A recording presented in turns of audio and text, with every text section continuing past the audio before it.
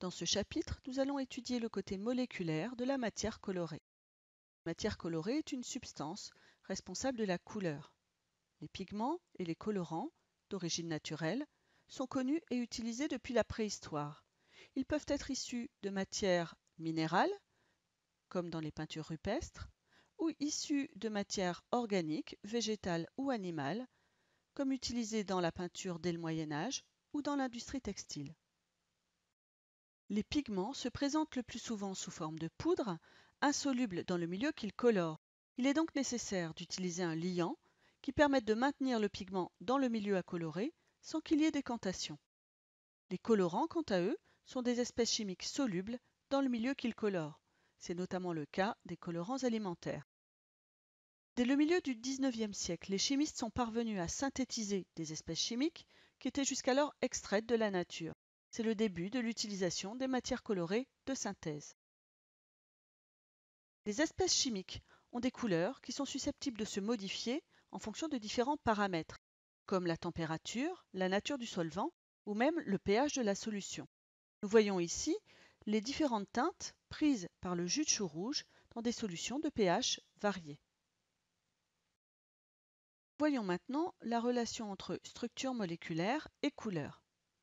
Une molécule organique contient principalement les éléments carbone et hydrogène associés par une liaison covalente. L'ensemble des atomes de carbone d'une molécule forme ce que l'on appelle sa chaîne carbonée. D'autres éléments, comme les atomes d'oxygène ou d'azote, peuvent y être liés sous forme de groupes caractéristiques. On connaît notamment les groupes hydroxyle OH, carbonyle C(O) ou amine NH2. Pour simplifier la représentation des molécules, on utilise la représentation topologique, dans laquelle la chaîne carbonée est représentée par une ligne brisée. À chaque extrémité de segment se trouve un atome de carbone et les atomes d'hydrogène qui lui sont liés. Dans la chaîne carbonée suivante, la première liaison carbone-carbone simple est représentée par un tiret. La seconde étant une double liaison carbone-carbone, elle sera représentée par deux segments parallèles. Lorsque la molécule organique présente des groupes caractéristiques, ils seront notés de manière explicite. C'est le cas dans cette molécule, avec une chaîne carbonée de 3 carbones et un groupe hydroxyle branché sur le carbone du milieu. La chaîne carbonée est représentée par une ligne brisée de 2 segments et le groupe OH sera noté de manière explicite, tout comme sa liaison avec le carbone du milieu. Lorsque la molécule présentera un groupe caractéristique avec une double liaison, de la même façon, ce groupe caractéristique sera noté de manière explicite sur la chaîne carbonée représentée par la ligne brisée. Si l'on observe les formules topologiques des molécules colorées, comme ici, la formule de la molécule de carotène, on se rend compte qu'elle présente un grand nombre de doubles liaisons carbone-carbone séparées par une liaison simple. On parle d'alternance ininterrompue de doubles et de simples liaisons. Lorsque deux doubles liaisons sont séparées par une liaison simple, on dit que les doubles liaisons sont conjuguées. Comme les atomes qui les constituent, les molécules possèdent des niveaux d'énergie quantifiés, ce qui fait qu'elles sont susceptibles d'absorber certaines radiations spécifiques du spectre électromagnétique. Si les longueurs d'onde de ces radiations absorbées se situent dans le spectre visible, alors la molécule sera colorée. Plus la molécule comporte un nombre de doubles liaisons conjuguées élevé, et plus la longueur d'onde de la radiation absorbée sera élevée également. Ici, dans la molécule de carotène, nous allons pouvoir dénombrer les doubles liaisons conjuguées. En voici 1, 2, 3, 4, 5, 6, 7, 8, 9, 10 et 11 doubles liaisons conjuguées. Il s'agit d'un nombre relativement élevé. La longueur d'onde de la radiation absorbée sera élevée également. Elle sera notamment dans le spectre visible. La molécule de carotène est une molécule colorée.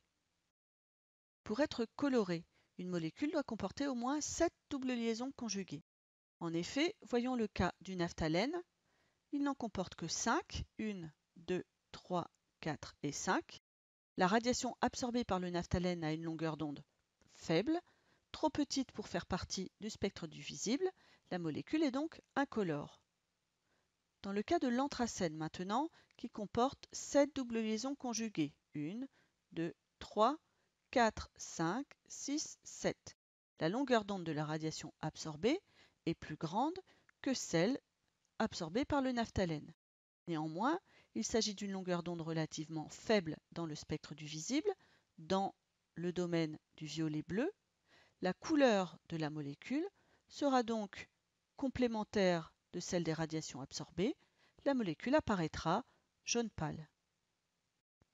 Si une molécule possède certains atomes ou certains groupes caractéristiques que l'on appelle des groupes oxochromes, leur présence peut influer sur le domaine des radiations absorbées. Nous allons voir l'exemple de deux molécules ayant la même structure de base.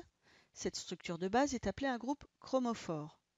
Pour les deux molécules, le groupe chromophore possède 8 doubles liaisons conjuguées, ce qui fait que les deux molécules, possédant plus de 7 doubles liaisons conjuguées, seront des molécules colorées. Elles absorbent effectivement des radiations du domaine du visible. La molécule de droite, l'anthraquinone, du fait de ses 8 doubles liaisons conjuguées, absorbe des radiations dans le domaine du bleu, elle est donc vue jaune.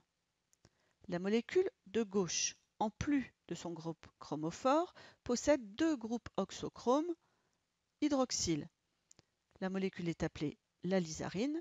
La présence des deux groupes oxochromes modifie légèrement le domaine de longueur d'onde des radiations absorbées. La radiation absorbée par l'alizarine a une longueur d'onde légèrement supérieure à la longueur d'onde de la radiation absorbée par l'anthraquinone. L'alizarine absorbe dans le domaine du cyan. Elle est donc perçue rouge. La présence des deux groupes oxochromes dans l'alizarine modifie légèrement la teinte de la molécule.